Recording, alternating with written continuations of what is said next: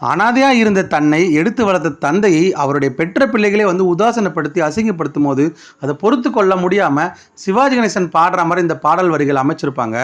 கண்ணதாசன் இந்த படத்தோட ஒட்டுமொத்த கருவுமே இந்த பாட்டில் ரொம்ப அழகாக சொல்லியிருப்பாங்க. சிவாஜியும் அற்புதமாக நடிச்சிருப்பாரு. படித்திருந்தும் தந்தை தாயை மதிக்க மறந்தான், ஒருவன் படுக்கையிலே முள்ளே வச்சு பார்த்து மகிழ்ந்தான்.